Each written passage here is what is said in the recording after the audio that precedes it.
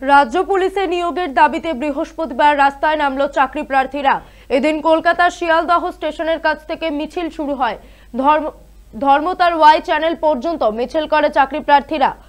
জানা গিয়েছে, পশ্চিমবঙ্গ সরকারের অধীনস্থ পুলিশ বিভাগে 32,123টি শূন্য পদ রয়েছে। কনস্টেবল পদে শেষ নিয়োগ বিজ্ঞপ্তি প্রকাশ করা হয়েছিল 2020 সালে। তারপর থেকে 3 বছর অতিক্রান্ত হলেও এখনো নতুন নিয়োগের ক্ষেত্রে রাজ্য সরকার উদাসীন। পাশাপাশি পুলিশ রিক্রুটমেন্ট বোর্ডও সমানভাবে উদাসীন।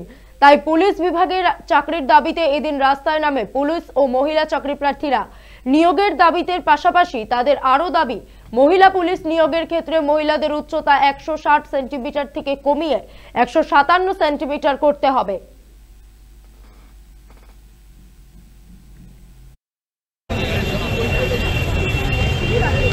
জমায়েতস্থল থেকে আর কিছুক্ষণ পর আমাদের এই মিছিল ছাড়বে। শিয়ালদা থেকে ধর্মতলা, পশ্চিমবঙ্গ পুলিশ এবং কলকাতা পুলিশের যে সমস্ত চাকরি প্রার্থীরা, আমরা দেখেছি যে এই রাজ্য সরকার নির্বাচনী ইশতেহারে জানিয়েছিল যে তারা নাকি এই রাজ্যের যুবক যুবতীদের ডবল চাকরি দেবে, কিন্তু সেটা যে আসলে মরীচিকা তা আজকে দিনের আলোর মতো স্পষ্ট। তাই জন্য আজকে দেখবেন ধর্মতলা থেকে, শিয়ালদা থেকে, কলকাতার রাজপথে, রাজ্যের বিভিন্ন প্রান্তে চাকরি প্রার্থীরা চাকরির দাবিতে আন্দোলন করছে। ঠিক আজকেও ঠিক একই রকমভাবে পশ্চিমবঙ্গ পুলিশ এবং কলকাতা পুলিশের যে সমস্ত চাকরি প্রার্থী আছেন তারাও তাদের চাকরির দাবিতে আজকে রাস্তায় নেমেছে।